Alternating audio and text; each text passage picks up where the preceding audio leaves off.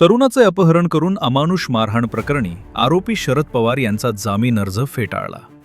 खासदार निलेश लंके यांच्या सोशल मीडियाचे काम करणाऱ्या किशोर महादेव परभणे यांना अमानुष मारहाण केल्याच्या कारणामुळे न्यायालयीन कोठडीत असलेला चिंचोडी पाटीलचा सरपंच आणि खासदार निलेश लंके समर्थक आरोपी शरद खंडू पवार याचा जामीन अहिल्यानगर येथील अतिरिक्त मुख्य न्यायदंडाधिकारी श्री एस.आर. शिंदे यांनी फेटाळला आहे. सोशल मीडियावर व्हिडिओ पोस्ट केल्याचे कारणानं किशोर महादेव परभणे यांचे अपहरण करून त्यांना खोलीत डांबून ठेवत अमानुष मारहाण केल्याची घटना घडली होती.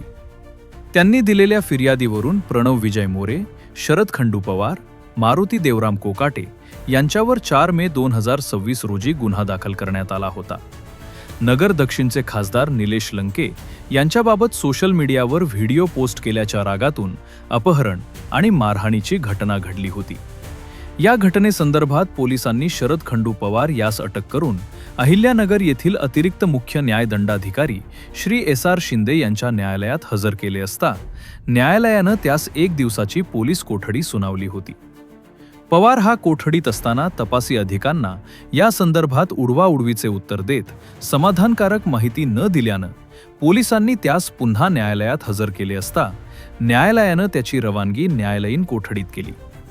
जामीन मिळावा म्हणून शरद खंडू पवार यानं न्यायालयात प्रयत्न केले होते. याबाबतची सुनावणी अहिल्यानगर येथील अतिरिक्त न्यायदंडाधिकारी श्री एस.आर. शिंदे कोर्ट क्रमांक 17 यांच्यासमोर झाली. मूळ फिर्यादीच्या वतीनं ॲडव्होकेट आनंद व्यवहारे यांनी बाजू मांडली, तर सरकार पक्षाच्या वतीनं ॲडव्होकेट धैर्यशील उर्फ अजित लक्ष्मण वाडेकर यांनी बाजू मांडून शरद पवार यांच्या जामीन अर्जास विरोध केला.